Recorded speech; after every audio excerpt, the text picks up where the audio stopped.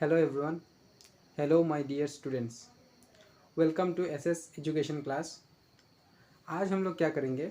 आज हम लोग पढ़ने वाले हैं indefinite integral, class 12, chapter 19 R D Sharma में दिया गया है।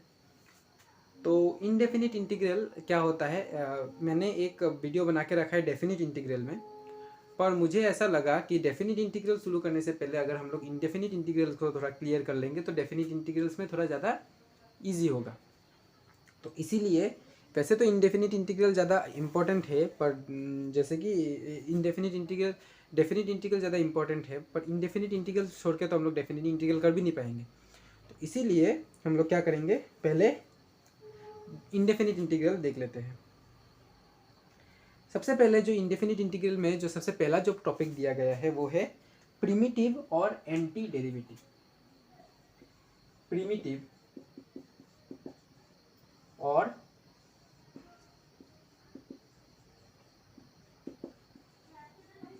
Anti derivative. प्रिमिटिव और एंटी डेरिवेटिव।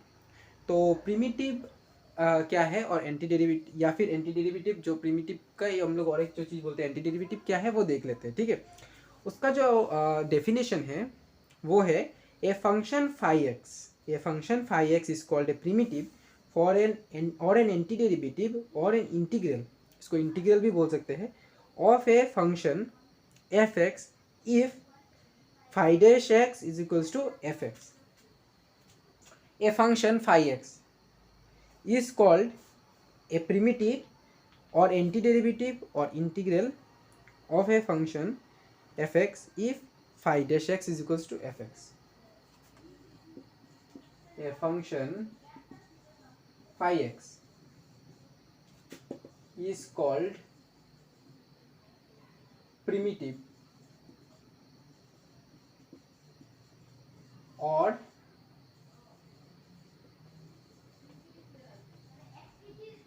एंटी डेरिवेटिव और integral.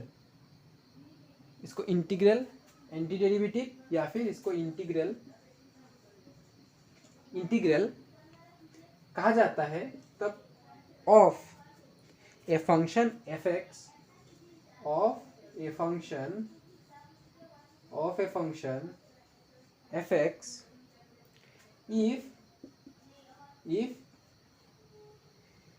if phi dash x is equals to fx। मतलब ठीक उल्टा, मतलब phi x को बोलते हैं हम लोग क्या है, मतलब जो phi x सपोज एक फंक्शन है sin x, सपोज एग्जांपल के तौर पे अगर हम लोग लेंगे कि ये sin x है, phi x अगर हम लोग का sin x है, एक फंक्शन है sin x, okay, phi x हम लोग का sin x, ठीक है, उसका डेरिवेटिव क्या हो जाता है, उसका डेरिवेटिव हो जाएगा cos x, उसका डेरिवेटिव हो जाएगा cos x, और cos x हम लोग का क्या हो जाता है, वो fx हो जाता है। तो हम लोग ये जो फंक्शन है इसका एंटी डेरिवेटिव, ये इसका डेरिवेटिव है, ये इसका क्या है, डेरिवेटिव है, और वो इसका क्या है, एंटी डेरिवेटिव है। तो यही डिफरेंस है कि जब हम लोग कोई भी एक फंक्शन का एंटी डेरिवेटिव कब बोलेंगे, जब ये जो एफ फाई एक्स जो मिला है वो उसका अगर हम लोग फाई डैश करेंगे तो एफ एक्स आना चाहिए, तो ये है तब वो जो फाई एक्स हो जाएगा हम लोग का एंटी डेरिवेटिव। एग्जाम्पल मैंने एक एग्जाम्पल दे दिया था, ठीक है, एग्जाम्पल के हिसाब से अगर हम लोग का phi x is equals to sine x, phi x is equals to sine x is anti derivative of fx is equals to cos x। Means cos x का जब हम लोग इंटीग्रल करेंगे, एंटी डेरिवेटिव निकालेंगे तो वो निकलेगा sin x, ठीक है। फिर दिया गया है एक चीज कि phi X be a primitive of a function F X and let C be any constant. अगर सी एक कॉन्स्टेंट है, फाई एक्स हम लोग का एंटी डेरिवेटिव है, तब इन लोग का डिफरेंशिएट करने से हम लोग को क्या निकलता है, एफ एक्स निकलेगा। देखो कैसे, और इसलिए हम लोग जब एंटी डेरिवेटिव निकालते हैं, ये लिख लो, इसलिए जब हम लोग किसी भी चीज का एंटी डेरिवेटिव निकालते हैं, प्रिमिटिव निकालते हैं या फिर इंटीग्रल निकालते हैं, तब क्या होता है, एक सी हम लोग ऐड कर देते हैं, उसको कांस्टेंट ऑफ इंटीग्रेशन बोला जाता है। एक सी ऐड कर देते हैं, उसको कांस्टेंट ऑफ इंटीग्रेशन बोला जाता है। जैसे कि अगर हम लोग ने D D x of 5x plus C लिखा, D D x of 5x plus C लिखा, तो इसका क्या हो जाएगा, देखो D D x of derivative of 5x plus derivative of C, और कांस्टेंट का डेरिवेटिव क्या होता है, 0, बचेगा क्या, ये, और इसको हम लोग क्या लिख सकते हैं, d D x of 5x plus 0 is equals to d D x of को क्या लिख सकते हैं, 5-x, तो ये आ जाता है। और इसीलिए हम लोग जब भी बोलते हैं, और ये हम लोग का क्या है, fx, तो fx हम लोग इसका और एक एंटी डेरिवेटिव बोल सकते हैं, कौन है, 5x प्लस सी, और जहाँ पे c क्या है, constant of integration, constant of integration है। उसके बाद हम लोग जाएंगे इनडेफिनिट इंटीग्रल्स में, उसके बाद जाएंगे इंडेफिनिट इंटीग्रल्स में, मतलब इनडेफिनिट इंटीग्रल्स, जो डेफिनिट इंटीग्रल मैंने कराया था, वो आया कहाँ से, वो है डेफिनिट में तो हम लोग एक लिमिट दे देते हैं, उसमें अपर लिमिट लोअर लिमिट, और इसमें अपर लिमिट लोअर लिमिट नहीं देते हैं, इसमें क्या, वो कांस्टेंट ऑफ इंटीग्रेशन का यूज होता है, ठीक है, कांस्टेंट ऑफ इंटीग्रेशन का यूज होगा। तो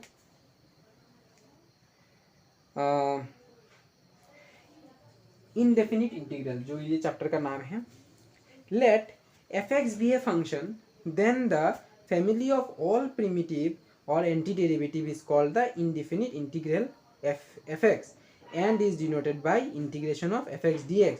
और इसीलिए हम लोग ना वो फैमिली ऑफ है, तो इसीलिए हम लोग क्या करते हैं, उसमें प्लस सी लगा देते हैं, कांस्टेंट एक लगा देते हैं, मतलब कुछ भी हो सकता है उसमें, कांस्टेंट, कोई भी कांस्टेंट आ सकता है। Let fx be a function, then the family of all its primitive or antiderivative is called the indefinite integral of fx। मतलब the family of all primitive, जो भी fx का जो भी primitive होगा, fx का जो भी primitive होगा, और इसको निकालते वक्त हम लोग ये साइन इस्तेमाल करते हैं, क्या है, इंटीग्रल, और इसका जो भी होगा उन सबका फैमिली को हम लोग बोलते हैं indefinite, is called the indefinite integral of fx। उसमें कोई कांस्टेंट हम लोग वैल्यू नहीं निकालते, कोई upper limit lower limit fix नहीं करते हैं, इसी कारण से हम लोग इसको इंडेफिनिट बोलते हैं, इंडेफिनिट इंटीग्रल, और इसमें एक प्लस सी लगा देंगे, मतलब ये हो जाएगा 5x प्लस सी, ये चीज़ दिया गया है इसमें, इंटीग्रेशन ऑफ fx dx से हम लोग इसको रिप्रेजेंट करते हैं। और the symbol integral is read as indefinite integral of fx with respect to x। इसको डायरेक्टली इंटीग्रल ऑफ पढ़ने से भी कुछ नहीं है, indefinite integral of fx dx। उसके बाद where 5x is the primitive, इधर पे ये जो 5x एक प्रिमिटिव है, ये प्रिमिटिव है, इसका फैमिली, ये जो कांस्टेंट देगा, ये जो कांस्टेंट है ये फैमिली बताता है, इसमें कांस्टेंट चेंज होता रहेगा, और ये हम लोग का प्रिमिटिव है जो फिक्स रहेगा, ठीक है, ये प्रिमिटिव है, ऐसे ही रहेगा, वो fx के लिए यही प्रिमिटिव है, और वो c हम लोग को फैमिली बताएगा, और इसीलिए ये इंडेफिनिट इंटीग्रल है, क्योंकि कोई डेफिनिट हम लोग को वैल्यू नहीं मिल रहा है इसमें। Integral is the integral sign, जो ये साइन है इसको इंटीग्रल बोलते हैं, इसको बोलते हैं integral sign, integral sign. fx is called the integrand and x is the variable of integration and dx is the element of integration or differential of integration। Integrand इसको बोलते हैं integrand,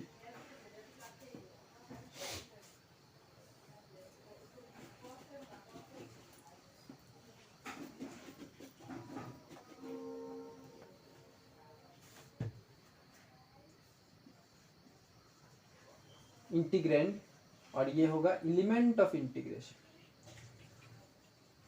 element of integral, okay, element of integration और differential of X, element of integration,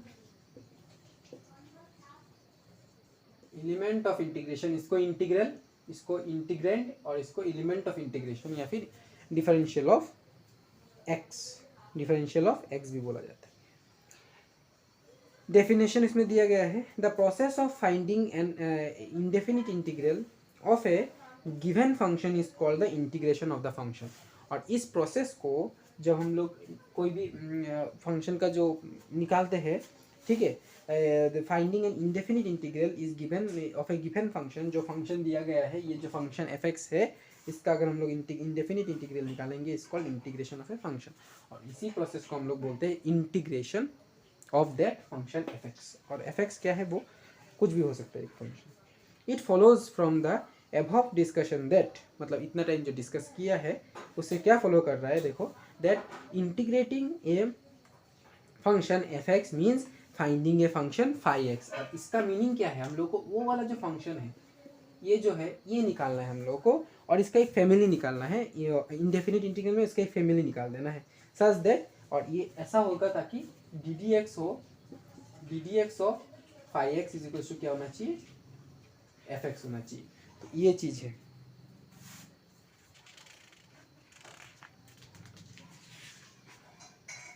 next video में ये मैंने primitive, anti derivative और indefinite integral का definition discuss किया है।